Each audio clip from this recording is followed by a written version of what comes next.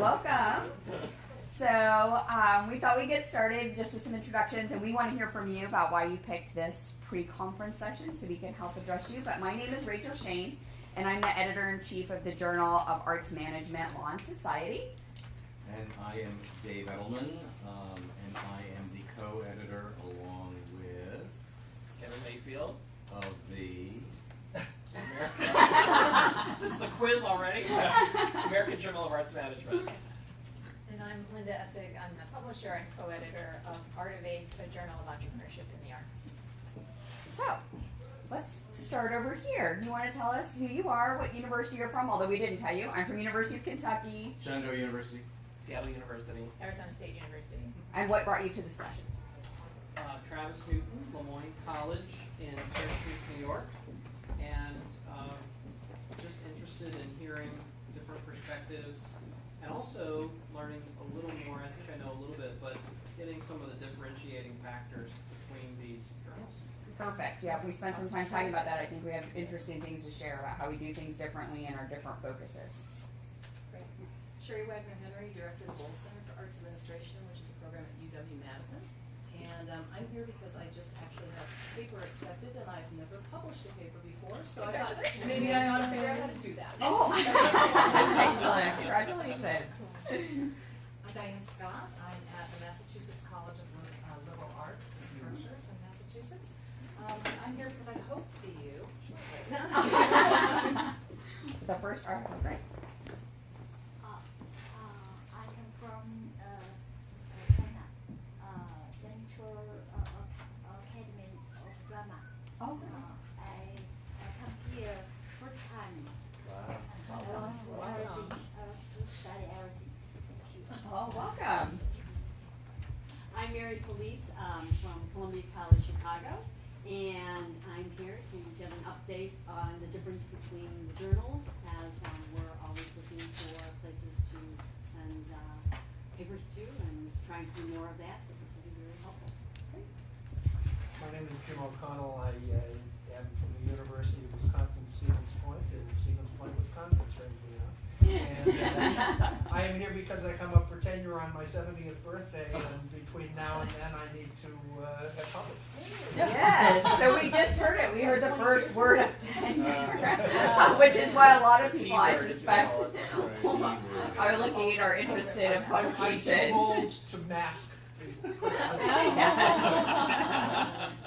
And we have Neville. Hi, I'm Neville Vicari from Drexel University. I'm usually teaching right up there in this room. And thank you for having us. Oh, we're glad to have you. So exciting. I'm glad you're doing this session because I'm on that track and putting things out there, and I want to learn more about how to minimize the trepidation whenever I send something out and then have to wait such a long time. I literally just sent a resubmission from something over a year ago. So I'd love to learn how that process works and how you understand the impact of the work. I find that work that gets into the gray literature and gets out into the practitioners can often have more impact. So how do we bridge that? So I'm really excited that you guys do this. Hi, I'm Lindsay Crane. I'm adjunct faculty here at Drexel University with Neville, and I'm interested in publishing research at some point, so I just want to learn more about the process. Let's go back here. Come over. Hi. Hi, I'm DeCarla Ackwood. I am from the University of West Indies Cato campus, that's in Barbados. I'm at that point in time where we start to discuss publish or perish. Arts administration is generally a newer subject area for us, and so I'm very interested in getting involved in publishing in these journals and what you're looking for. Hi, I'm Rose Ginther, and I'm from Edmonton, so kind of the polar opposite almost from where you're from. I'm really interested in speaking to some of you because my workload has never enabled me to really take part in really sending out my research. I have never had that opportunity, but I think in the next year I will. So I'm really looking forward to that. I want to do it. Great. Time. Hi, my name is Bria Heidelberg. I'm from Rider University in Central New Jersey. I'm here for the tenure.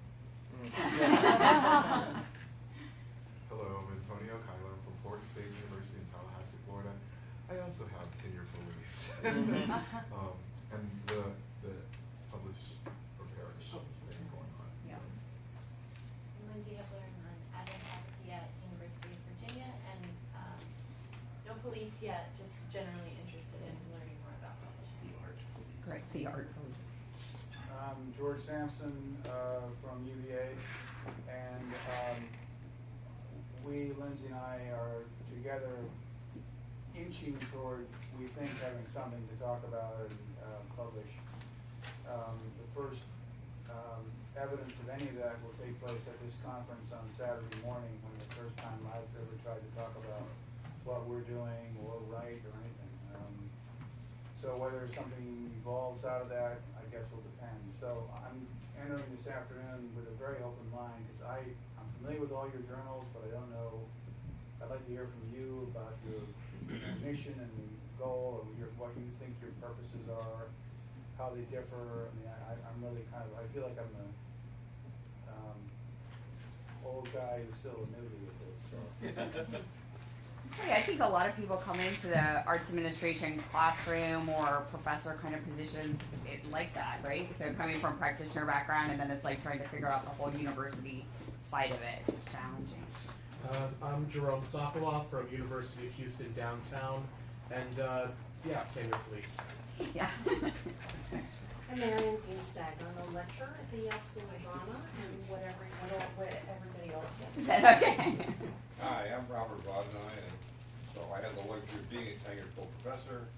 I'm a performing conductor, so performance is publishing for me, although I have published prefaces for musical publication scores. So I'd like to learn about publication in this field, which I also teach. Excuse me, what did you say? Oh, I'm sorry. Yeah, right. So I'm at Northern State University, which is in Aberdeen, South Dakota, and I'm an adjunct faculty in the Graduate School of Valparaiso University. And I'm presenting tomorrow, so great. please come here. Wonderful. My name is Kimberly Camp. I'm adjunct faculty here at Drexel. I just finished designing a new museum studies major for Lincoln University. That'll be one of the few that has an undergraduate major. And I'm curious about publishing controversial subject matter, because I wrote a book about the Barnes Foundation that everybody's afraid of. Interesting. Interesting. Just visited today. We had a couple sneak in back here. Someone? Can you introduce yourself? Tell us where you're from, why you're here. Hi, I'm Krista Gertzen. I'm instructor and practicum coordinator with the Arts Science and Management program at Capilano University in North Vancouver, British Columbia, Canada. And I'm looking to do my PhD in arts education, looking at incorporating arts administration into contemporary fine arts degrees. And so I'm looking to publish some of my research and just looking for ways into that. Perfect. Somebody, you want to introduce yourself? Thank you. I'm Sun Man Sang from Hong Kong. I'm an adjunct professor at the Education University of Hong Kong. I run a program in Executive Master of Arts in Arts Management and Entrepreneurship. Thank you. Well, thank you all. Thank you for being here. So all of these journals are going to give everybody a chance to introduce their journal.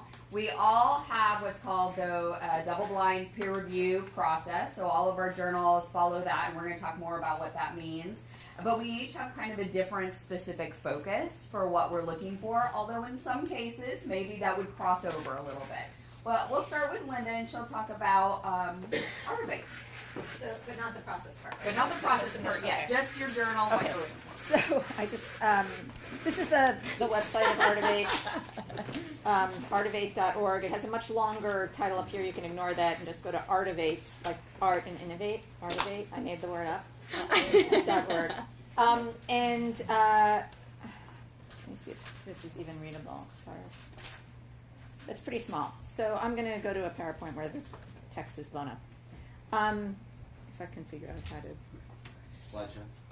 Which is where? Up top. At the Over to slideshow. Thank you. I'm a Mac person, so you work. Yes, thank you. Okay, except that's not the beginning. There we go. So Artivate's mission is to disseminate new knowledge and new thinking about arts, entrepreneurship, theory, practice, and pedagogy. So that's a much more narrow focus than the other two journals, and that is a differentiating factor. So to expand on that, the scope or the call for papers is that we seek work of original scholarship, so it's the original, that engages with arts entrepreneurship across many different areas. entrepreneurship theory is applied to the arts, arts entrepreneurship education, arts management, arts and creative industries, public policy, on and on and on. But arts entrepreneurship has to be engaged with in some way in this journal. We are particularly interested in articles that link theory and practice, and we have both academics and practitioners on our editorial board to realize that goal. And we're interested in empirical research and case studies. So it doesn't have to be one or the other. It can or a combination of both. And many people, including myself, would say a case study is a kind of empirical research. So that's sort of the broad overview, and we'll come back to this some process stuff later. But let me go here and then again. Any questions about Artivate? Just the scope. Yeah. Maybe you're going to get to it. I apologize. Do you have a working definition for what you mean by arts entrepreneurship? That's a great question. So you should come to my session tomorrow with Ian. No. I mean, we have the journal takes a big tent view of what arts entrepreneurship is, but it does have to engage with entrepreneurship in the arts in some way, explicitly. If you read an article that I recently published in JAMLs, it actually includes a definition that I've come to over a long period of time teaching, which is teaching and practicing in the field, which is arts entrepreneurship is a process of creation or discovery of a mediating structure to connect one's means to their desirable artistic end goals. But I encourage you to read that JAMLs article to read about how I got to that definition, because it's kind of lengthy. There's not one definition in the field, so there's not one definition for the journal. But that's a good question. So do you want to go All there? right. So Kevin or David? The American Journal of Arts Management. Let me go to. Let me just mention one quick thing. Sure. One thing these two journals have in common is they're online-only journals. They do not exist in a print edition. Can you read that? No. Is it too small? It's small. So we're looking at we're a peer-reviewed e-publication, and we're looking at the intersection of the academic world, the field of practice in the arts, and also teaching. We're very, very broad in terms of the kind of work that we accept. It would include entrepreneurship, but it includes not only original research and scholarship, but secondary research. It includes, we get a lot of submissions from non-academics, from individuals who are working in the field. When I say field, I mean we have two fields, right? We have the academic field, and we have the field of practice in terms of the arts. So we get a lot of submissions from people who are practicing the arts, consultants who are working on, who are writing about marketing trends, and we're very, very happy to accept that. We also accept book reviews and case studies. So all of those things. Kevin, did I get that? Linda, when did Artivate begin? We launched in 2012. Okay. And we publish twice per year, winter and summer.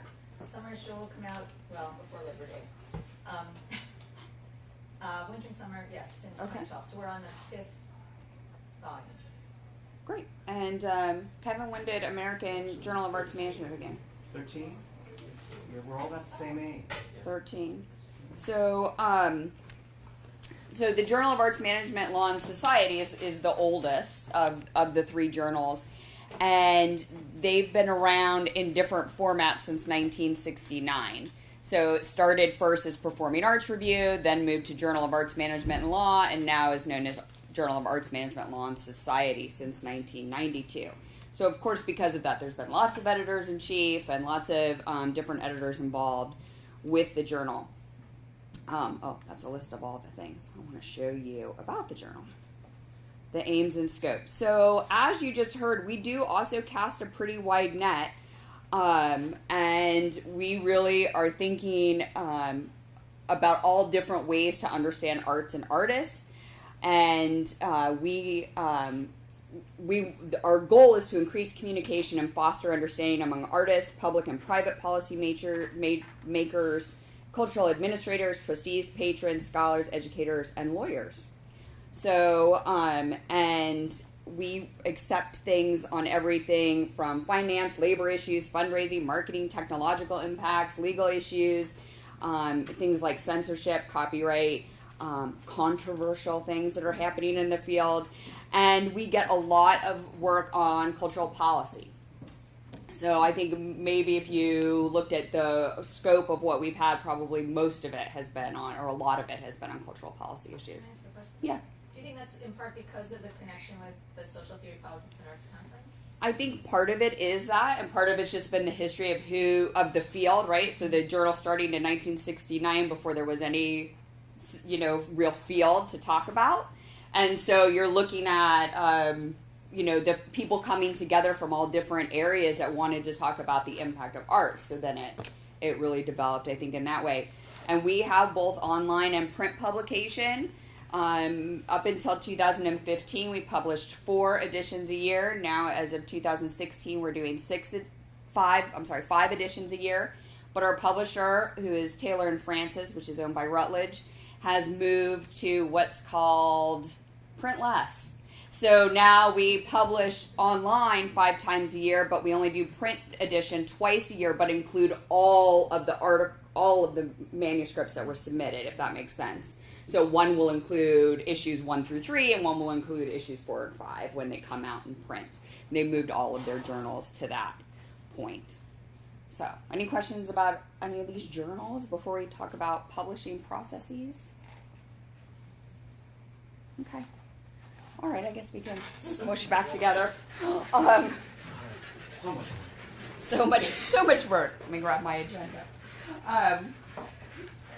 Okay, so I mentioned that all of us use what's called a double-blind peer review process, which basically means both the work that's submitted will be reviewed by people who don't know who the author is, and the author will never know who the reviewers were.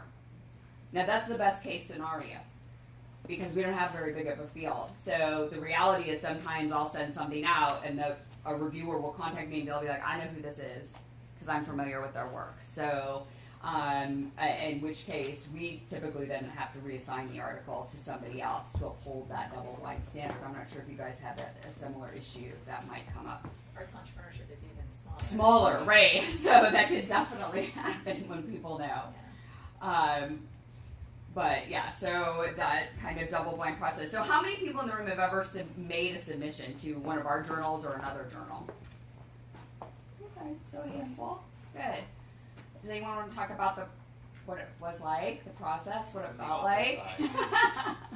I just wonder about timing, like how to know when the right time to submit is, how long to expect to hear back, and then how quickly to respond. The right time to submit is by the deadline. Got it. And we all publish There deadlines. is a deadline. Yeah. Yes and no. Yeah. So like we accept submissions at any time. Keep in mind we accept submissions at any time. Got it. But if you're on a tenure clock, and several of you mentioned that, well, if you want to get into the summer, too late for the summer issue. If you want to get into the winter issue, yeah, we're going to say you need to submit by October 1st for priority consideration. Right. Doesn't mean we won't consider it after that. Got It just it. means to assure consideration for the winter, write this down, October Yeah. 1st or October 15th is a target date for us. Yeah. So we publish twice a year. Those dates are generally October 1st and April 1st for summer and winter publication, which is August and February. And for us, for AJAM, it's really the deadline. So if you follow the deadlines on the website, you should be good. Okay. Now, if you're submitting on the last day of that deadline, know that the articles that have come in before are probably already going out to reviewers. So, and as you're hearing from all of us, there's a limited number of reviewers, and so we try to prioritize those that come in earlier. And so from the time your deadline is for that publication, how long is that? So for Artivate, let's say the deadline's April 1st, takes Joe Roberts, who's my co-editor from Webster University, and I take about a week to make assignments, editorial assignments. So then we send out notices, and we do this through our open journal. We use a journal management system called Open Journal System. So it sends out like they'll kind of automated emails. I think Jamels uses something too that sends out messages, kind of templated messages. So that's a week, and then if the reviewers say yes, they have a month or four weeks. So at minimum, you're going to be waiting 5 weeks. That's a minimum. And then, you know, reviewers are all volunteers, which is why it's important that you only submit to one journal, one piece to one journal. You can't submit to more than one journal. That's like, you'll get blacklisted, at least from Artivate. Because we're all volunteers. I mean, everybody, from editor-in-chief to, we pay a copy editor, but that's another story. So that's a month, and then, so then you'll get comments back. And you'll probably, you know, even minor revisions. So minor revisions, we generally give an author 2 weeks. Major revisions, a month. If it has to go back out for review after, that's another month. Right. So you could have from April, it could be 3 months, and then it's like, okay, this better be ready to go. Because we do try to get. So your deadline is about 3 months before your publication. Exactly. Okay. And how many times can it go back and forth to reviewers? We haven't had that issue, but. Oh, I can say, so for Jamels, so in our process is a little different. So let me start there. So we have a rolling deadline unless it's a special call. So if we have a special call, we have an association with the Social Theory, Politics, and the Arts Conference. So there's a hard deadline for that. And it's about 10 months before that edition will come out. And then we have an open call out right now for articles on the 50 years of arts management in America. And that deadline, we just gave a little extension to July 15th, and we're expecting to publish that in March. So we're looking at, we have a pretty long lead time leading up. And there's numerous reasons for it, but we work with a publisher, and that takes a whole nother layer of complication. But for us, if we send something to a reviewer and then the reviewer sends it back with what's called major revisions, then the author gets 90 days. They can submit it again after 90 days, but they have to contact us in advance so I can provide an extension. And then they submit it after 90 days, and it has to go back out for a second review. If it comes back to us after a second review and the reviewers do not feel like it's ready for publication, we reject at that point. Oh. We okay. won't You go don't to give a them third another review. chance. Okay. No. And we're a little different. Not too much, just a little. 30 days. So you submit by the deadline, we send it out to review, we ask the reviewers to respond back within 30 days. We're all volunteers, we're all human. Every once in a while there's a little glitch, but we try and do it within 30 days. Then we send out the reviewers' comments to you, and then we give you 30 days to respond. We also ask in that, and everything's done through email, of course, these days. So we ask in that email if it's your intention to submit revisions within that 30-day period, because we know that you all are crazy busy people, and sometimes you'll get comments and you'll go, I cannot possibly manage to get this back to you in 30 days. So you can let us know, and that we can then say, okay, great, let's consider it for the next issue. We publish 3 times a year. So we try and do this very flexibly to accommodate both your schedules and needs and to accommodate our reviewers. We only send it out for review once. Once you send us back the revisions, then the editors look at that.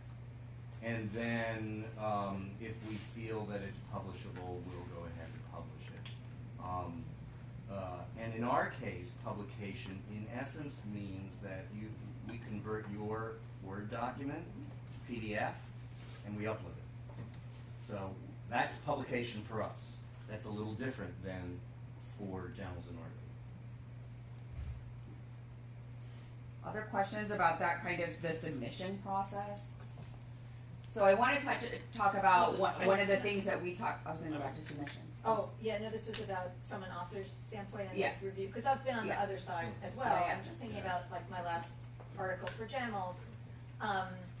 There were, and I knew who the reviewers were. I could tell by the way they wrote the reviews, which is also a problem. But yeah, there wasn't anything to be done. I was asked, and we asked this in Artivate too. When you get reviews and there's comment on about this, specifically, how is that being addressed? So I sent back the revision with all the changes in red, as well as a response to every one of the reviewers' comments, so that the editor, who was actually not Rachel on that one, it was Anne. That was Anne. Could see that every single comment had been responded to. And if the author does not respond to every single comment from Artivate's standpoint, we don't publish. So I think that probably. And I do want to point out that I recently had someone send back. We liked their article, but one of the reviewers had some issues with it, and the author took issue with one of the reviewers' comments, and that's totally fine. Just because a reviewer tells you to do something doesn't mean you have to do it, but you need to address why they asked the question. So you need to say, like, I disagree with you because of this, but here's why I'm not going to make that change, or here's how I can make it clear, or whatever it is. So you don't have to agree with everything the reviewers say, but you do have to address what they're saying, because otherwise the reviewer looks at it again and they're like, well, they didn't do what I told them to, and they don't know why you didn't. So they question So it's really that. helpful to have that, like, each of the reviewers' comments and each of your responses to each thing right there, so that the editor can read through that. So I kind of wanted to go back to what Neville said for just a moment, which was about that. Everybody gave us this 30-day thing, right? Oh, and we send it out, reviewers have 30 days. To understand, reviewers at JAMLs anyway, they have 30 days from the moment they click on the thing that I accept a review. That means they could take 7 days, 14 days before they accept my invitation to review it, which means now it's 30 days from that. Then sometimes they'll never. And I give them 2 weeks to give me a response with a couple of reminders, and then I didn't hear anything. It's been 14 days. Now I have to go find another reviewer and another. So there are times where we'll end up asking 4 to 8 people to come up with 2 people to review an article. So it's not necessarily as quick as we hope it is with the 30 days, because it might just be hitting at a bad time. And so I won't, and then reviewers don't always submit them back on time either, and so then you start trying to get them out of people. But so sometimes that process is elongated because we can't control every aspect of this process because of what's going on. Right. So sometimes we hear articles are submitted and maybe they are rejected or sent back even before a peer review process has taken place. So, Linda, does your journal do that, and why would you do that? So we would do that if the article is not within the scope of the journal. So the mission of Artivate is to disseminate new knowledge about arts, entrepreneurship, theory, practice, and pedagogy. If it's not about arts, entrepreneurship, theory, practice, and pedagogy, broadly defined, it gets sent back. If the writing is so bad, like it would need when I have with the grant money to do it, which fortunately I have had for the last several years, I hire a graduate student to do all the copy editing. If something's going to take too much copy editing time, we're going to reject it and send it back and just say this, English spelling, please, put APA formatting. We'll go over this in more detail, but that it will also send it back. But mainly, it doesn't meet the scope of the journal. Would be what would necessitate just not appropriate. And Linda, who's the first person to see a manuscript when it's submitted? That is you. Yeah. Okay. And Joe. And Joe. Okay, yeah. so the co-editors. Right. And okay, so if you, David and Kevin, is there any reason a manuscript would be sent back before a review process for AJAC? I would say the same reasons. Yeah. I mean, we have a broader scope, so usually it's not so much the topic of the article, but it tends to be either we are the American Journal of Arts Management, so we've not heretofore really reached out to European partners to submit articles. It's not to say that we wouldn't sometime in the future. We're also somewhat focused, and I say somewhat, on the performing arts, but we would consider an article that somehow links the visual arts and the performing arts. So, we're, again, pretty broad, but we would reject outright if there are issues around it being in sync with the journal or to the issue of quality. We've also had reviewers that have reviewed, who sent back a review and said the article isn't appropriate for the journal. Right. So we have that too. We have a tendency to err on the side of sending it out and letting the reviewers make that determination. Yeah. It's kind of helpful to have multiple perspectives on whether or not a particular piece. So can I speak to that for a second? Because we've had some cases, because of the diversity of viewpoints on our editorial board, like, I don't want to mention specific names, but there are people who are in a business school teaching entrepreneurship and don't have a connection with the arts. There are people who are working in the arts, in artist services, or in entrepreneurial support in some way, who aren't in academia. And then there are people, most of the people in the room, some connection with teaching, arts management, and administration. So sometimes, like, somebody with a more specialized knowledge will think it's not appropriate, and then we'll say, well, and the other reviewer will love it. Right. So we generally, because arts entrepreneurship is relatively new as a construct, we'll err on the side of opening the door when that happens, rather than closing the door. And David, when are you and or Kevin the first people to see a manuscript when it's submitted? Yes. Yes. Okay. So that is a little different for JAMLs. Ours passes through an editorial assistant before any editors ever see it. And there are reasons it will be rejected outright before it even gets to an editor to see. And they're all just basic things like, we follow Chicago format. The work didn't follow Chicago format. It didn't hit between our word count guidelines, between 5,000 and 7,000 words. So they would never, the editorial assistant will never reject based on content, but it would reject based on things, if we actually still get work that's not anonymatized. Right. Is that the word? Anonymized. Okay, so yeah, they send in the work and it has a name right in the footer, or it has it someplace else. And one, we basically ended up having to reject. We missed it. They referred to themselves in the content of the actual manuscript. So the editorial assistant missed it. It got sent out for peer review. The peer reviewers picked it up, and now it was done. Because the word was out, who the author was, because they referenced themselves. And so we could no longer continue with the peer review process then for that work. So these kinds of things. Now, a lot of times people will ask, well, what if I'm citing myself? I mean, you can cite yourself as long as you're not saying the author and then your name. But you can do changes to it to make sure that it's anonymous just for the peer review process. So, say the author, and then later you would change it, so it could be addressed that way. So that's a really important point if you're writing like a self-reflexive case study, that all of the institutional information has to be redacted.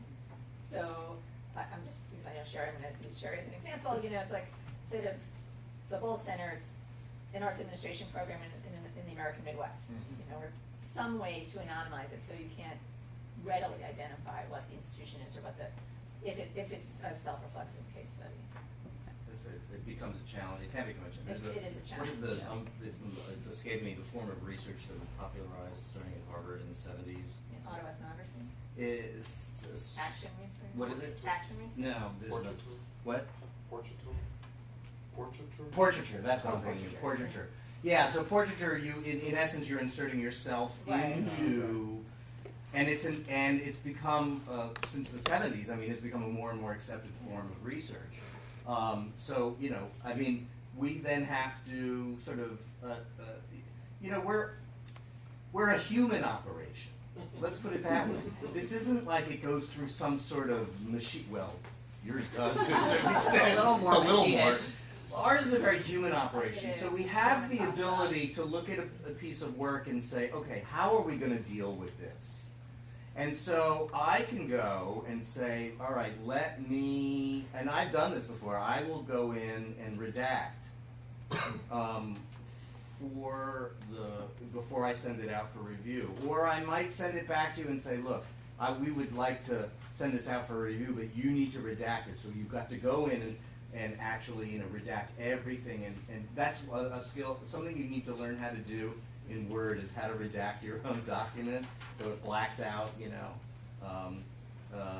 the information. We'll sort of help you with that, and we'll look at it again and see if we sort of covered all the bases before we send it out for review. So there was a question over here. Yeah. So, if it's anonymatized for review, if it's accepted and published, then does it become unanonymatized? Yeah. Yes. Yeah. So when you're after the review, you'll be asked to submit a final manuscript for publication, and that is where you unanonymize it. Yeah, then you can identify. Yes. Renominate. Yes. That's good. I like that. Renominize.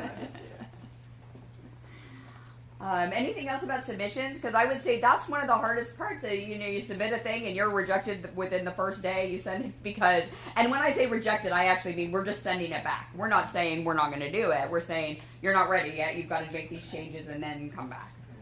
Yeah. Do you have a word count guidelines, like minimums? Yeah, JAMLS does. We're 5,000 to 7,000 words.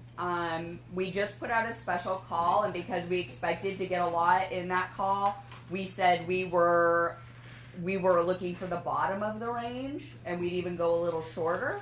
But that tends to be, now there are rare exceptions where we'll accept something that would be much longer, but maybe because it's a really seminal piece of research that's coming. Yeah. And we're a little more open. We say 4,000 to 10,000 words. Oh, that is way more open. Yeah. Yeah. I mean, we want to welcome Yeah. new research in this field. Yeah. It's a nascent field. So 4,000 to 10,000 words. We published something that was 3875. That's okay. So yeah, in fact, I'll tell you my first experience publishing in JAMLS before I was ever on the editorial board or anything. I got my article, my 10,000 word article sent back and told if you make it 5, we'll think about it. And that's hard. So I understand what it's like. It's hard, but I had to do it. Basically, though, what I discovered is there were 2 articles in there. And I just kind of pulled them apart and was able to use the one to cover it so fully in the 5,000 words. I've noticed that European journals have more generous word count allowances, which is why. Maybe it's monetary. So, could be. Yeah. Or There was atten- another. or attention span. Right. It could be attention span. There was another question.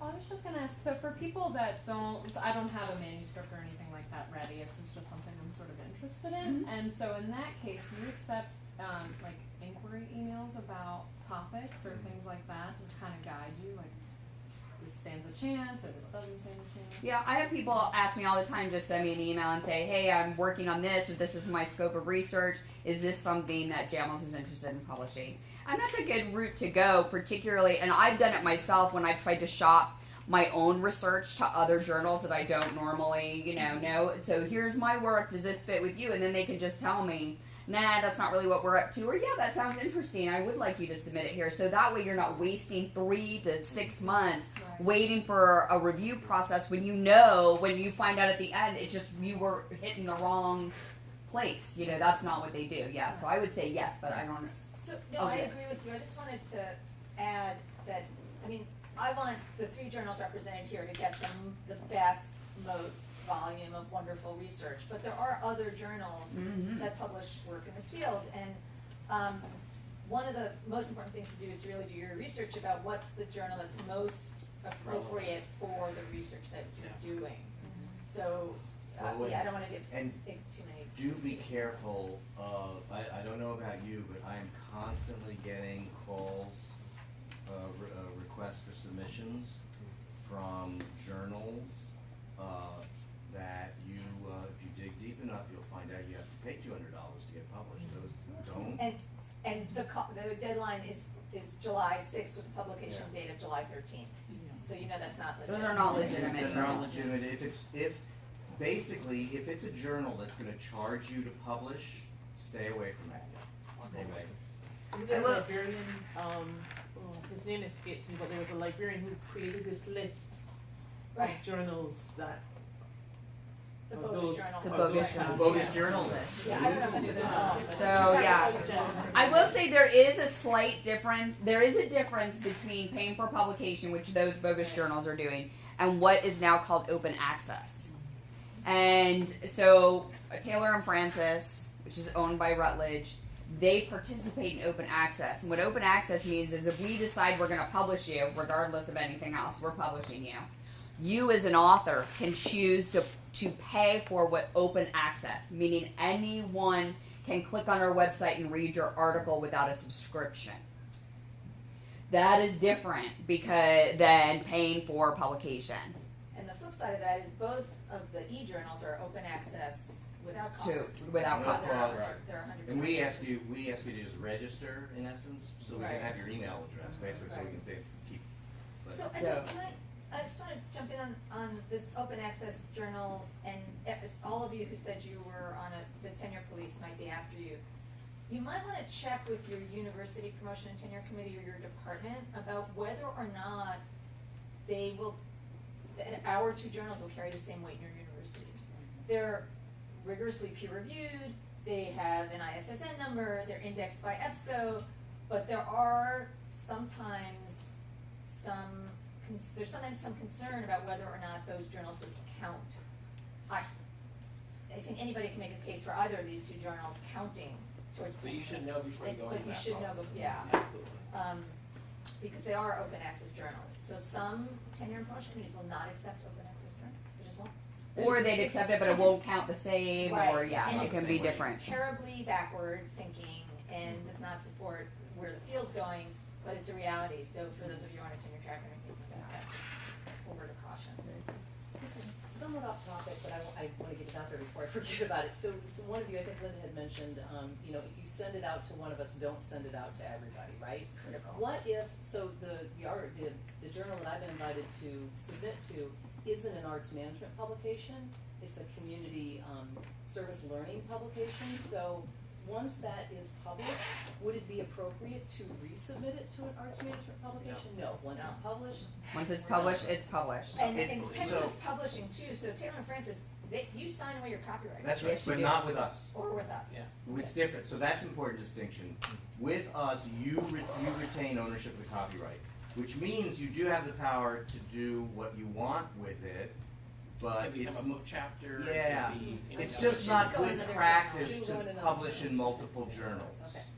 Okay. No, right, yeah, no, and I will tell you, You can actually get into trouble. just within the last 4 months, we have found 2 people who submitted to our journal who were already published in European journals. The same work.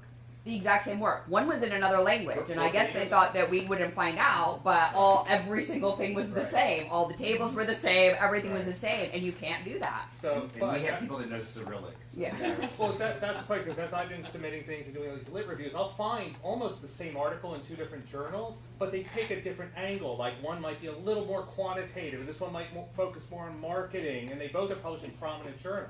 It's not uncommon. It's the same author. I mean, as you build a research profile, I mean, you know this, and Yeah. you could, if you look at what I've published in the last 5 years, There's it's all sort of on the same topic, and it uses the same data, Yeah. but from different perspectives, Right. and different articles. So, and that's okay. That's totally okay, and it's Right. expected, It's because not a if you verbatim have article, yeah. it's called having a coherent research Right, program. right. Right, and that's good, but it's when it's the whole thing. Okay. I'm Right, just but your up lit to review you may what- be the same, for The example. lit, that's the problem, Yeah. it's the lit review. Yeah. So that's a huge problem. Yeah. So the lit, there's only one body of Right, literature, right. So How what do do you you tweak do? it? Yeah. So, It's tough, and it's hard, you we're can't not keep reading policing on the lit this. review. Yeah, okay. You can condense one and You can- say, literature as Right. summarized here. Right, even though it's the same sources, you're just Yeah. talking about them a different way. Okay. It's the lit review piece becomes Yeah. hard. Okay. It also So helps whenever you cite, like, Mhm. publish it once as the whole thing. Mhm. and Right. You can cite, Exactly. You can cite yourself then. Right, so the literature Cite review. your- You could The cite yourself. literature So I is publish like other article. literature. Your other article. when I Oh, cite and then don't have to use a lot Yeah. of that lit review. Yeah. Right. Then you Well, can yeah, go back that's- and cite it. Bria just Yeah. explained what I was trying to say, so Yeah. thank you. Yeah. But Yeah, so you adjusting can't, the now I will scope of the say, analysis so, is okay. yeah, so they said that you could, in yours too, could it be published there and then you could put it as a book chapter? This one? You said yes. I don't know about one. Oh, yeah, You well, could do that? yes, we publish under a Creative Commons 4.0 Okay. non-commercial attribution license. So the author retains the copyright, we're licensed to publish it. Yeah. So with JAMLs, that doesn't mean that you have to give your copyright over to Taylor and Francis. It doesn't mean the work couldn't be used as a book chapter later, but the book publisher has to retain the rights from Taylor and Francis, and there will be a cost. But that can happen. Right. So it's just the author can't have the authority to say. You can push that you want it, but ultimately Taylor and Francis is the one that will make the final determination. And that's the difference because JAMLs has a publisher. We have a publisher. Right. We're self-publishing. Right. So Yeah, that. but we're publishing under a license. I mean, when you go through our checklist, you check off that you're publishing under a certain license, and that license is a Creative Commons 4.0. Yeah, right. Well, and that's not the way that we're operating. In other words, you have total control over your work. We just operate on the premise that people are going to self-police. We're not going to go out and help people. We don't like have people checking. So we have to. We sort of operate under the assumption that in our field, people are operating at the highest levels of integrity. Which isn't always the case. No, it's not. I just want to clarify. Off the record, I'll be doing this. I just want to clarify. So this conversation is about work that is published. So, for instance, if I submitted an article that a manuscript that I thought was related to arts entrepreneurship, and you come back and say, "Oh, this isn't really for us," that work isn't blacklisted, right? Like, No, and we make that clear, like in our thing that says you are now free to take it to any other publisher you wish. And you don't, in JAMLs, you never sign anything about copyright until we say we would like to publish it. And at which point you could say, I've changed my mind. Sure. Okay. I'm going to use it as a book I'm going to do something else with it. I want to try a different journal instead. You could totally change your mind until the point we say we're publishing and you sign the form. Yeah.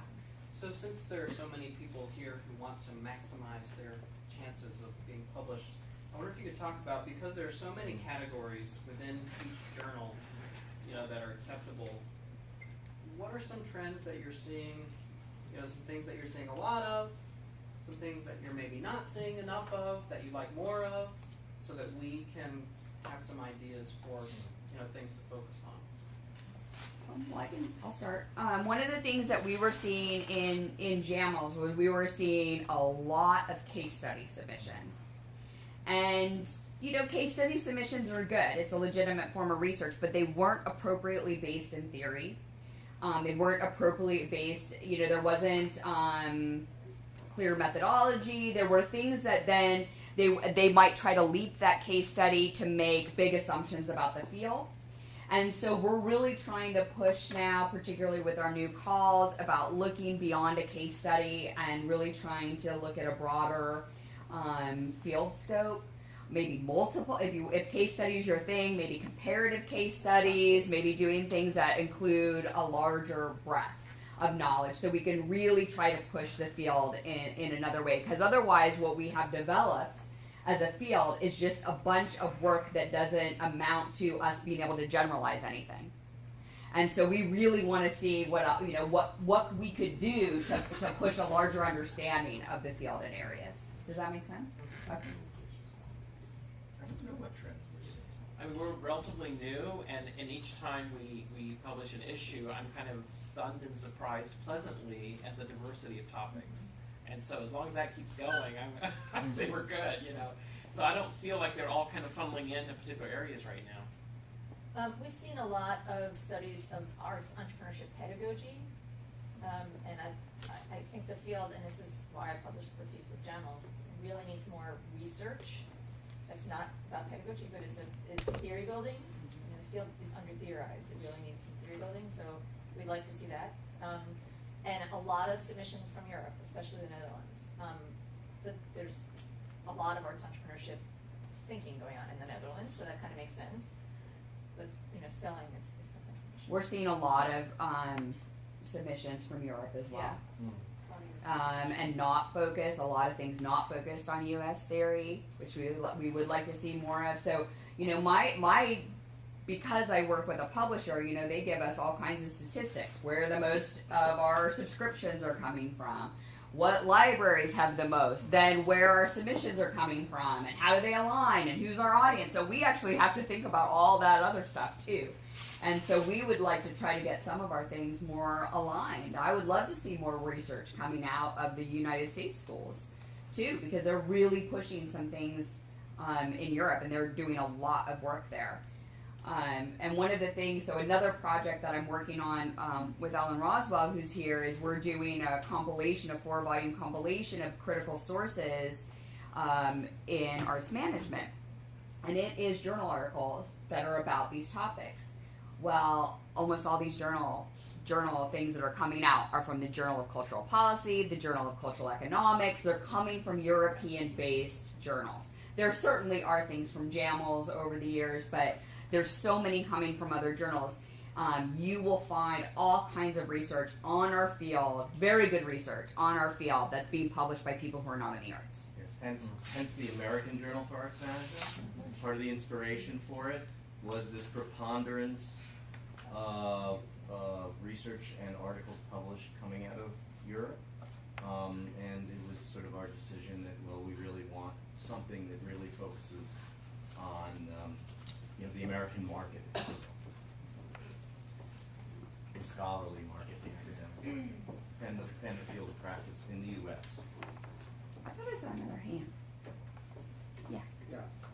My friends in the School of Business tell me that what they do is they pick a journal that they don't expect to get into, and they submit it there first. So they want to get the peer review.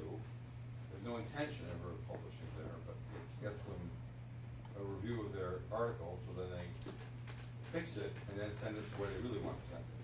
You experience that? Nope. I don't think I've experienced it, but you know what that brings up is hopefully what you're getting out of the process is a really good critique of your work that can really expand it and make it better. That's what we hope.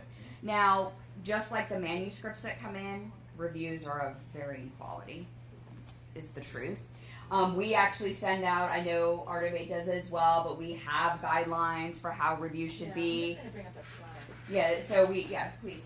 We have guidelines for what reviewers should be doing and talking about. Often if I get back something that I don't think is up to quality, I'll then go to send it to a third reviewer because I don't think it was a good review. It wasn't a fair review to the author. Again, that will extend the time of review. So if someone spent a whole month with it and then they write me back with 3 sentences about the work, I don't think that that's right to give to the author because they haven't really talked to them about the work. It's kind of like with, you want some real feedback about it. Oh, so here's your Artivate process. That we send out to the reviewers. There's a form, and for each category they'll check satisfactory, fair, unsatisfactory, send it back, or something like that. I don't remember what the 4 categories are, but is there sort of the purpose, the problem statement, the research question, are they clearly articulated? So those first 3 go together. Is there is there a hypothesis that's being tested, and what's the quality of the hypothesis? Is the methodology appropriate and rigorous? Appropriate and rigorous being 2 different things, but appropriate is, necessary but not sufficient. And then it has to be appropriate and then it has to be rigorous. And then the data that's gathered, is it of appropriate quality? Is the literature review thorough and just cover what it should be covering? Are there missing pieces? Are there future research applications? And then so what? So what's the practical application? We're a field that connects theory and practice, so what's the practical application? So those are what we ask our reviewers to look at. But I'm pretty sure this is on the website, for the authors to look at. But these are the various categories. And I think they're pretty common categories. Yeah, we have a form that's kind of similar. It's not exactly the same, but we're all sort of asking similar kinds of questions and expecting our reviewers to sort of provide the insight. For JAMLs, when you submit through an online system called Scholar One, which manages a lot of different journals, and you actually have an opportunity to suggest reviewers. Right. I don't know if the others do this, but so you have an opportunity to suggest reviewers, and if you know people who are in your field that do research on the similar work, it's not a bad idea to suggest a reviewer. Now, I'm not saying suggest your friend, right, who totally knows what you were working on and has read the draft. That's not the point, because if that's the case, then we can't send it to them. But someone who understands the work you're looking at. Because we go out and we have to find people who understand what you're writing about, and that could be very difficult sometimes, particularly if it's very, very specialized. So recently, I'll give you an example. We had an article come in on public art, but not like most people write about public art in terms of what it is and its impact on community. But this was like on the management of public art, which was super interesting. But like almost nobody is doing that, so it was really, really hard to find people who would agree to review on this. So because people are going to turn us down if they don't feel like they understand the literature in the field enough to give us a good review. So if you know people, or you know, that's always a good thing to do too, is make that suggestion. The journal would never use, if you put in two, we would never use both your suggestions. We research them independently and make a determination if they're a solid reviewer or not. So, you know, it's a process, and then we find our own reviewers as well. And we draw from our editorial board, although we'll also add a reviewer from outside that editorial board if there's a specialized area that needs some more knowledge. Yeah, And, yeah. We have two of our editorial board people, Ray and Antonio.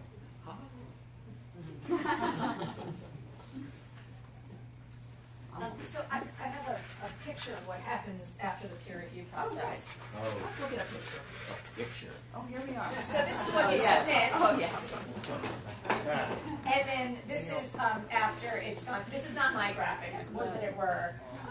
After the peer review and revision process, you've got, you know, the latest top end and laser cannon just because, and front windshield needs to be removed or tinted red. Please try an alternate approach. Add the necessary circles and triangles, or reviewer 3 cells, odd-shaped windows, so you have to have a circle and triangle. Introduction and discussion should be significantly expanded. So it's just a little something that was going around the social media thing a few days ago. I thought it was relevant. So we all had the car that looks like that, right, after the review process. We get it. Yeah. So typically when you submit your work and then you're getting it back, you're going to get, I would say very, very, very rarely you will get, yay, we're taking your paper, no changes needed. Has anyone ever gotten that? I don't know if we've ever. Well, I've gotten that from one of two. Like, there's never both that say that. It's always like one. One says, of the reviewers. Yeah, right. But the journal itself, usually not so much. So usually they're going to ask you, it's going to go one of 3 ways. Minor revisions. We want to see these minor revisions. Things that can be done fairly quickly. Maybe you're missing 1 or 2 sources that should be referenced or something. 2, what's called major revisions. Or 3, we're rejecting. That's similar. Oh yeah, publish as is, publish with minor, revise or resubmit for a later publication or not appropriate. Same thing.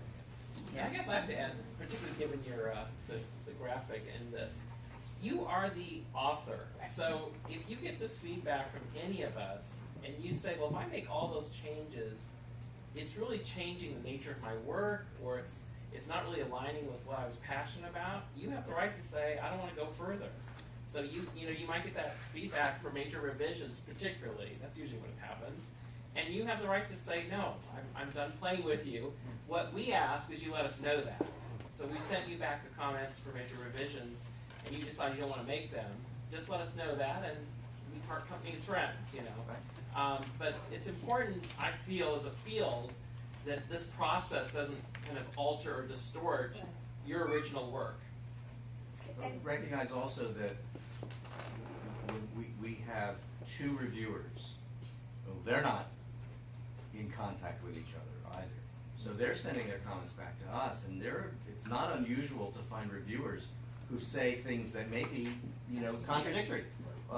So part of our job is then to, and what we do is we assimilate these, and we use our editorial judgment to then say, okay, this reviewer makes a little more sense. This seems to capture more accurately. So I'm gonna shift the weight on this reviewer's comments and maybe downplay the other reviewer's comments. So we do that again, it's a very human process.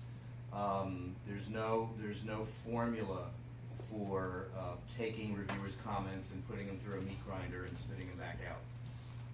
Speaking of the human process, the other thing you can do, at least with Artivate, and I would assume from what you're saying, you guys as well, is we have a phone call and then go over the review together. I mean, and again, because arts entrepreneurship is such a nascent field, and I want to help it to develop, it's like, yeah, I'll work with, if it's a first-time author or even not a first-time author, on how can those comments be addressed in the body of the article. We're done. Yeah, that's the fun part for me. We want, we're trying to help you. We're not like some hurdle that you have to get over. Yeah. And there, I'll say for JAMLs, if we have those very contradictory reviews, like accept or reject, so like that, we often send that again to another person to get feedback, and then the editorial board will look at the piece and we will discuss as a board, like. So you have the whole editorial board. We have an executive board, and then we have contributing editors. The executive board meets regularly, and we talk about the things that are going in and what we like and what we think has promise and that kind of stuff, and send it. In terms of format and writing style, like you mentioned that you accept things that cover research or theory or pedagogy discussions. So different formats might lend themselves better to different. That's right. So, is there a norm? Are there things you're really looking for? I mean, beyond like APA versus Chicago style. I would say look at what's been previously published in the journal, to look at the range, and to familiarize yourself with both the content and the tone of the articles in the journal. I would second that. Yeah, and we don't require a particular style because, quite frankly, recognizing that, as exactly as you said, that different kinds of work lend themselves to different styles. So we're basically leaving it up to you to choose your style, but of course we're also expecting you to then be consistent and accurate in terms of how you apply it. And I do think there's a tendency, because it's an academic journal, to have an introduction and a literature review and a discussion of your methods. And so, Yeah. I mean, it flows that way, even if it's a case study. So I think that you do see that kind of format in Artivate. I would say that pretty similar in JAMLs too. Now in JAMLs we do a couple of different things as well. We also do book reviews. We will do reviews of other things. We've even done reviews of documentary on field or conferences, conference proceedings. And we also will take short pieces that are called commentaries. So if there's like and these are much faster to publication. So often a book review can be in the next issue. A commentary can often be in the next issue. And so that way we can be more timely with what's going on. If someone wants to make a commentary about the state of the field, something that's going on, we would accept that. Now we won't accept 5,000 words on a commentary, but we would accept 2 to 3. So we also publish book reviews, but we don't accept them as submissions. We solicit them. So if there's a book in the field, like a book that where you might have do you have an article in building cultural capital? Do you know? So we wanted to review that in Artivate, and so I solicited a reviewer for that book. And that way I know that the reviewer is not connected with the book in any way. Our summer issue doesn't happen to have any book reviews, but we usually have 1 or 2 book reviews. Neville, you wrote a book review for us, didn't you?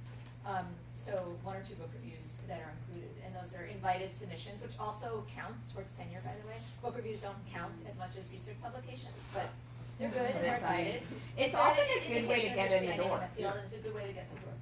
And I will say, I guess we don't accept if you want to do a book review, you have to contact our book review editor, and then they make sure that's a book that we are interested in doing and that kind of thing. But yeah, we can go about it that way. The other thing we've been doing is a opinion series called Perspectives. So we invited each of our editorial board members to write short essays, like 500 to 1,500 words, 1,000 word kind of being the sweet spot, about arts entrepreneurship and what they feel it is. Try to do some knowledge building and theory building around arts entrepreneurship. So we've done 2 of those selections already, and we'll have a 3rd one in the summer issue. And those are by invitation by our editorial board members. Has anyone ever served as a peer reviewer? Who's not raising their hand, you'll be on my Well, list. Let me let you know. I'm not sure, actually, weirdly enough. I was contacted by Bloomsbury a while back and asked to make some comments on a book proposal. Yeah. Mm-hmm. And I don't honestly know, because I never heard, again, if that book was ever accepted or not.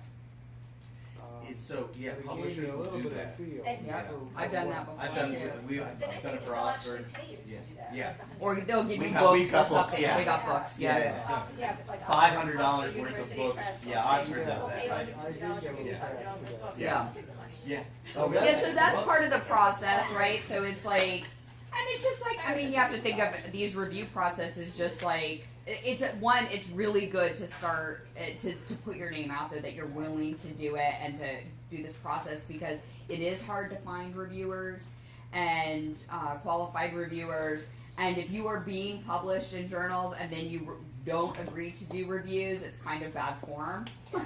So, and as you build your reputation in an area, people are naturally going to come and ask you to do reviews on those kinds of topics. So, and that's, typical. So, Neville, what would you say is your research agenda, your research area? It's a lot of it's around sort of knowledge management, the role of technology, and innovation and program design, those kind of three buckets. And so when I know you've reviewed for me too, Yeah. so when I send you an article, what I've asked you to review, is it about those things? Was it tech oriented? Right, so it's like, because I trust that because I've seen Neville's conference work, other things he's worked on, that he's going to have a good idea of the scope of the literature that's in the field and give me a good perspective on whether this is hitting the right notes. So that's, doing those reviews is really important way to get involved in the journals. In your experience, because I'm assuming some or not all of you have done those reviews as well, how do you articulate that and use that in your own tenure and promotion process? It's in the Service. section, Service. so under service, I list manuscript reviewer and the journals that I've reviewed manuscripts for. It also depends on your criteria, because for Yeah. me, it counts under scholarship. Yeah. Oh, it does? Really? Yeah. Sure. Well, Linda and I think, are both at research ones, and for us, Yeah, it's a service, but it's field service, which is different than university service, so that's Right. good too. So it's evidence of a national reputation in the field, but Right. it does not count as scholarship. So that's interesting, that's great that they'll count that as Yeah, scholarship, no, because it I'm- requires. Yeah, exactly. Yeah, Don't hold good otherwise. question. Yes, No yeah. question. Knock When on I was wood. at Wisconsin, they had a University of Wisconsin, which is also a research one, or research intensive, whatever they call it now. They had a prescribed format for CDs, and it had service that requires scholarly competence, which was like the highest kind of service. Oh.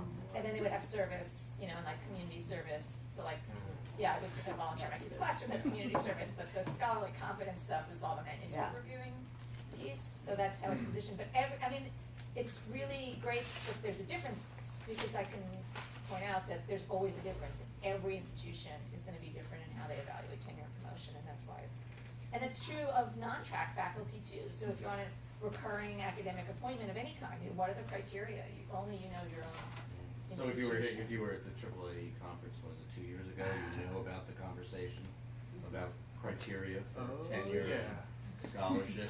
It's a Be clear. it's a devil of a conversation. It doesn't need to be. No. Yeah. So, But- go ahead. Do you have published guidelines for what you look for in a review, or like Oh, in a qualifications? reviewer? Or? Yeah, on your websites or anything? No, you know what? It's not on our website. What happens when I ask someone to review, I put an attachment about what it is that would want. But yeah, no. I've actually I've asked people on the AAAE website who, just people want to get involved in the review process, and I actually got quite a good list of people who were like, yeah, I am interested, and here's my fields and stuff. Now, when people haven't done reviews before, I actually take that kind of like when you're working with a new author, right? I'm going to help you figure out how to write a solid review, because it's critical that we're getting the right information back to the editorial board so that we can use it. So yeah, you can contact, in our case, you can contact the editorial board and say, I would be interested in reviewing things and getting involved in this way. And looking at it. We never put a new reviewer with another new reviewer. So we're always a really experienced reviewer and a new reviewer, and hopefully they're coming along together. We also look not just at academics. We look at people who are working in the field who have the competence and the skill to do to review work. We really rely on that. I mean, we have a very nice. It's not so nice. It's a little short right now, but we look to include practitioners in the professional in the applied field. What do we call it? What is the applied field? You've been in academia long enough, and we start using words like that. So we're looking for people. So we have right now we have the executive director of the Cleveland Playhouse, and we have the executive director at what's the theater at Northwestern? Well, it's the Northwestern Performing Arts Center. Yeah, it has official name. Yeah, So we're actually just starting to try and identify other practitioners in the field to serve on our editorial board. So, Rachel, earlier, Neville had asked about gray literature, and I wonder if we might want to come back to that just to make sure that we close the question. Oh yeah, what was the question? I was just saying, because of these timelines and this whole issue of impact, who's really reading this? I've had projects where I put out a big, colorful, well-designed report, made 1,000 copies and sent it out, rather than waiting a year to get something published. So, talk a little bit about impact. I feel sometimes that we're doing this because we have to. Yeah. So. Theory building doesn't happen in gray literature. Right. So I think that academic literature has a particular place and in particular importance in theory building, and also in understanding pedagogy. Right. Whether or not the gray literature is going to count towards your tenure, you have to check with your own committee. Yeah. Or I've been doing a lot of commission research the last couple of years for the Tremaine Foundation, and that's what I'm doing. Right. It's like that. But I'm a tenured full professor, and I can make those choices, which is the good side of tenure, right? Is that it allows you to have that freedom. So I would say check with your tenure committee about whether it counts and how they're going to count impact. Right. So another way to count impact is with citation counts, which is a horrible thing to do in the arts, right? But the business school, are any of you in a business school? Yeah, business schools live and die by citation counts. It also, by the way, takes 2 years from submission to publication to get published in a A-list business journal. And they're really into this whole A-list, B-list thing in business schools. So there are some, you just mentioned this, and so Rutledge, all their Taylor and Francis journals, they actually publish it on their homepage, the most read and the most cited. Okay, so it's like right here, I don't know if you can see this, so here are the things that were in there that have pulled the most citations and the most read, and this makes an impact on tenure if you can get this.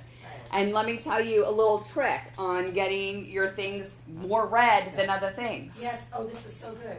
Do not, if you get a piece published and you want your students to read it, or you want your colleague students to read it, do not give them the PDF. You make them go through your library system and download it through the appropriate search. What is it? The database. The journal database. Because if you give it to them, you just had one read. Otherwise, you get 30 or however many students are in your class, and these all count. They count them. This is how it counts. So please make sure that that's how you're getting your students to access this. And do it for your colleagues too. Don't just do it for yourself, but let's teach our students how to access these databases. I know now it's so much easier than when I was in graduate school. It's so simple. I can just search the name of the article and it will tell me which database has the full PDF, and I just click it and open it and there it is. And now I've given those people a read, most read. So, but yeah, please make sure you do that. And I believe you can use these search engines to get all the journals, yes? Yes. Yeah, so any of them, even if they're open source, you can still use your library search system to do this. And you can see, and some of them, look, the number 2 one is from 2006. So it's still up there. The other thing that that some tenure committees are interested in about our journals, we'll provide you with some statistical information about them. I mean, you know, Rutledge can give you some real heavyweight data. We can't quite do the same. We can tell you the percentage of submissions that are published. And because technology is so fabulous now, you know, the host site, we have we use a host site called Yola, and they can give us all kinds of, you know, sort of analytics on, you know, how many subscribers. But this is why we ask you to, in essence, subscribe, even though there's no fee, and it's a free subscription. We ask you to subscribe so we can maintain the data on how many people are subscribing to the journal and where they're from. So we can, you know, tell you how many across the globe, country by country, are subscribing to the journal. And that's, you know, that's helpful information for a tenure committee. And we can do download counts. So Yes, right. We could do if you like have your people clicks download and your all that. book, Yeah, we can right. tell you that. Absolutely.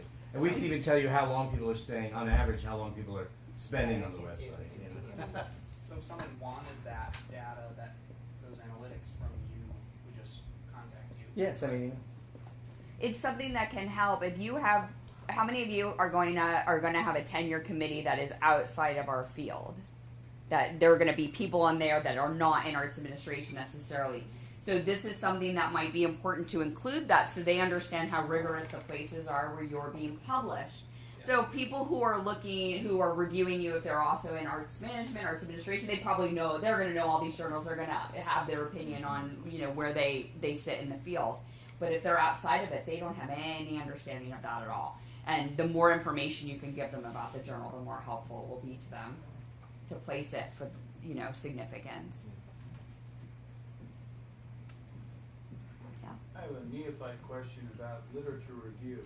I think I know what the term means, broadly speaking, but for journals, the ones you're talking about and so forth, I mean, what's a sort of a typical number of entries in a literature review? Because depending on where you're going, I mean, I can think about some of the classes that I've been teaching, and they could go to, I mean, I don't know, thousands of volumes of entire books, never mind all the journal articles that one could find on these various topics that at least I'm talking about. Yeah. What do you need to position your work? Yeah. So it's What you need to position the work. Yeah. Because it's really it's building on the base of knowledge that exists. So right. So I mean, without a literature review, you know, you haven't documented what that base knowledge is. So in your particular area or the project or the idea that you're looking at. So there aren't particular items or entries that you're looking for. There's not a count. We're not looking at, you know, like You're a not count. looking at a count. No. But I will tell you that we saying can, you're if you caveat. submit something, that's right, if you submit something that is only citing 3 sources, we're probably going to come back to you and say, this is, you know, it's not situated. it's not situated in the field. Some context. Yeah. So that's a subjective. There's a lot of subjectivity to it. Okay. You know, sort of like, is it, you know, bigger than a bread box? You know. Kind of. Right. And if you're applying a theory that's typically been applied to another field, we have to understand what this theory is, how it works, why we should apply it to the arts, you know, and get kind of there. So, and maybe it's because here's this theory that's from business, but then people start applying it in other nonprofits, and then no, it's going to be really interesting to see it over here in the arts. And here's what I did and how it turned out. So just to be clear, you know, not everything that's submitted and published is theory based for us. I mean, if you're gonna write a historical piece, your lit review is gonna your reference, your sources are gonna look a lot different than something that might be research based. But I think it depends where you're going. Well, that's I true. hate to That's disagree, true. No, David, you're right. but You're I think it depends where you're going. And I'm going to use my own example, which Yeah, I right, published right, yeah. in AJAM, which was a historical piece, but it was a distill of a very long piece. And rightly so, the reviewer said you made a conclusion that you didn't prove. And it was because as I tried to distill it down to hit, I was leaving out part of the important theoretical basis for what was happening, and I had to go back in my revision and lay that theory back in there appropriately so that I could get to the conclusion that was true, right? Shame me into it. Oh, but I'm just saying that this was actually a really good case in which the review process helped me, because I had this, I did a rework, and then I went to a colleague of mine and I said, here were the comments I got from the review. Here's my rewrite. Did I do it yet? And she said, no. And so I'm like, okay. So I went, and so you can ask other people too to help that filter, so that when I finally did it, I got it. I finally was able to get it back in. So slightly off topic of that, but you just said you asked somebody else, and I just want to encourage you all to show your work to somebody else before you send it into a journal for review. By somebody else, I mean a colleague who has some knowledge in the field. So I also have my partner read my stuff, because then I know I'm going to get the good pat on the back, but I have two of my most critical colleagues read everything before it goes to Rachel or to Kevin and David, so that there's some feedback in advance. So it's already past like my own internal review system. It's also just is helpful to have that support system. So if you don't already have like a writing group, so I have two other colleagues, and the three of us, we share our work amongst the three of us whenever we have a new thing, and give each other feedback on that. And they're not in art; they're in the arts, but they're not in arts management. So and I'm not in what they do. One is a historian, and one does theater for youth. So it's like we're really giving it an objective, but slightly knowledgeable. I used to actually be, when I first was at University of Kentucky, I had a writing group too. Again, not people who were writing in my area, but it was really helpful to have that feedback. And we would sometimes just pitch something out loud. How does this sound? Is it working? So that's a good strategy. Do you all have like your posse that works with you on writing stuff? You really should. Yeah, if you don't, find and you will find that people are amazingly generous in terms of their willingness to help. Your colleagues, Also, it keeps you on track. So if research and writing needs to be part of what you're doing, it is so easy, right, to push it down because we've got papers to grade. But if you meet with your writing group once a month or every other week or something, and you have to have something to show, it keeps you a little more on track too. I mean, we don't even do that. Oh yeah, so that's what we used to do when I was. I would like us to do that's that. More intense. Is your group all at your home institution? Yeah, exactly. Yeah, so they're accessible. Right. Yeah. And I have same thing. I have people who when I tell people that I'm working on a piece, they say, "Oh well, if you need somebody to read it, let me know, and I'd be happy to take a look at it before you submit it." And I'm like, "Oh, thanks, that's great." People are really wonderful. Colleagues are really wonderful about that. So take advantage of it and seek them out. And return the favor. Yes, and return the favor. Always return Absolutely. the favor. Yeah. We have about 5 more minutes. Other questions? Yeah. David and Kevin pointedly did not talk about length. Oh, you know why? Because I can't remember. I have to go look. Oh, that's what that expression meant. Yeah, you're not the only one that's getting older here. Article, what does it say? Does it say anything about length? I don't think we say anything. Maybe that's why I don't remember. We don't. I think it's like 10,000 words, including citation, including everything. No. That'd be long. Did we say that? No, we don't. Here's wait a minute, maybe submission policy. Oh, right, yeah. I gotta look at my this. Oh yeah, 10,000 words. 10,000 words. Oh, no more than 10,000 words in length. Including The notes and works cited. Oh, thank you, Carl. Thanks. I was really scared that was going to Send us your long articles, basically. Send a long one. Right. You're like, I don't want to cut it down for. Now keep in mind that includes everything. That's everything. Yes, that's like pagination, the whole thing. Yeah. If you do 10,000 words, good for you. That's a lot of writing. Any other questions? Do you pay by the word or? Are you solicited? What is that? Do I ask you questions? If only. I know, it's like, why do you just, it's a labor of love. Yeah, that's right. That's exactly what we're trying to do. We're all trying to help build this field and give it, some heft and some weight, because we all recognize I mean, we've heard the horror stories about people, I'm sorry, that, you know, when you go up for your tenure review and there are people that are outside your field that really have absolutely no consciousness of what we do. And it's really, it's rough. People have really had a rough Well, time. and here's my mantra about tenure and publication. It's like the goal of publication shouldn't be to get tenure. The goal of publication should be to advance the field Right. and build knowledge. And if you advance the field and build knowledge, the tenure will come as a byproduct. That's right. And that's what we want to build. And I want to go back to Neville's comment, because I think that if you read, I mean, this topic is going on around higher ed for a while, which is what is the real purpose of all these academic journals? Is anyone really reading this stuff? And I think we as a field could lead the way. I really do. Because the nature of our work, I think, is in many cases, is of a type that could be both theoretical and application.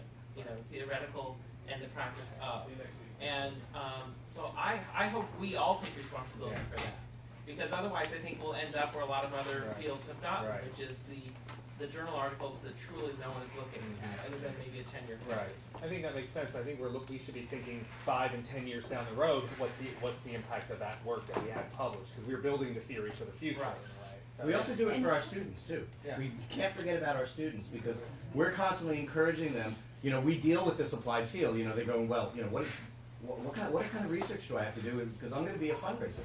You know, so we have to sort of teach them how to do this research, and in the process they are then uncovering, hopefully, the articles that are appearing in our journals to support whatever work that they're doing. But I also think as you develop your research agenda, it can coexist with the other things that you do for service in the field, right? So as you become an expert in X, you are going to be asked to do things over here in the field. And of course, it's all informed by the research you did here. So whether or not they're reading that, there's still a connection. You're still out there talking about it.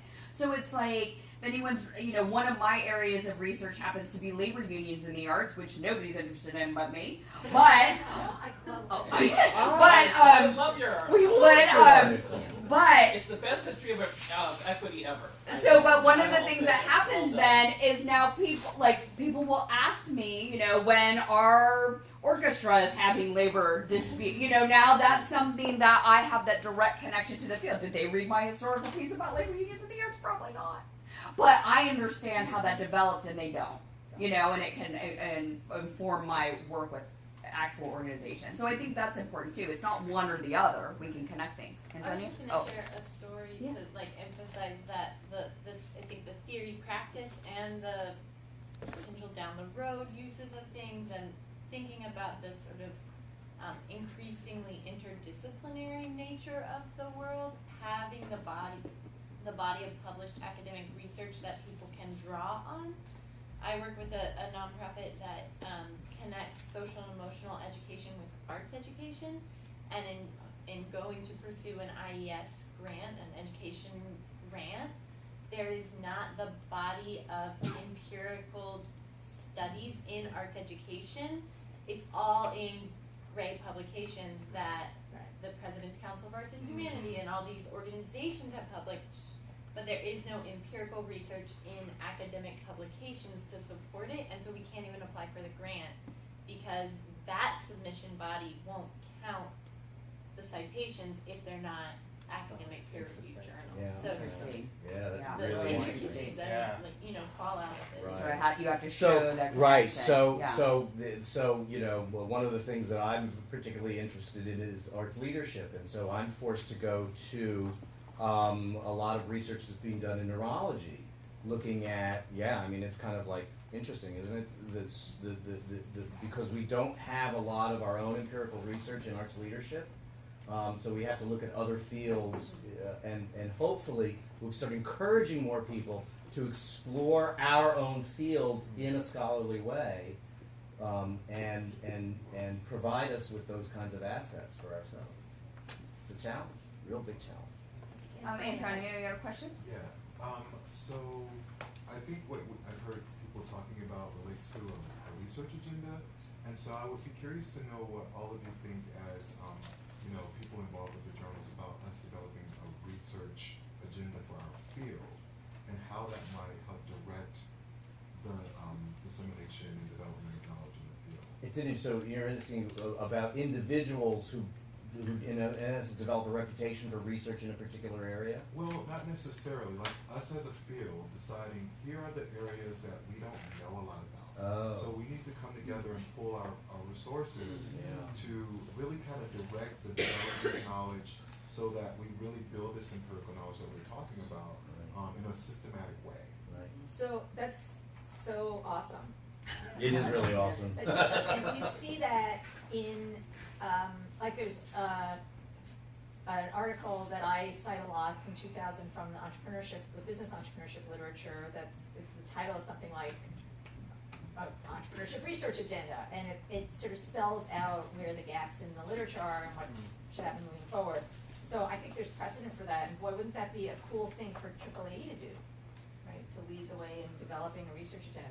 The other thing is, we're seeing the NEA really take the lead in pushing. I mean, they do have they had their sort of strategic plan thing that came out. How Art Works from 2 years ago, and then they just now had this call for 3 different research labs around. One is around entrepreneurship, but the research part. Anyway, this is another story. Arts and health, arts and entrepreneurship, and I forget what the third one is.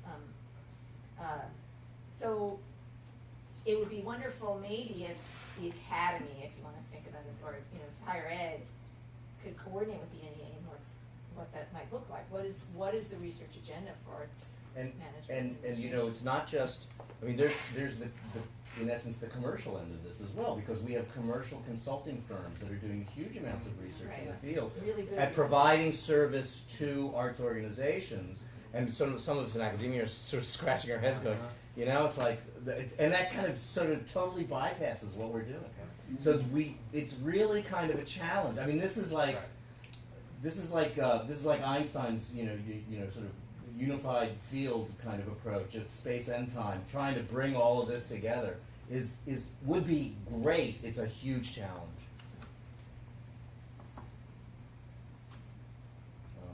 Is that a depressing note? It's a thoughtful note. It's a thoughtful note. What would an arts administration, arts management, arts entrepreneurship research agenda look like? Yeah, it's a great thing for us to think about. And on that note, we're done. Yeah. Thank you all.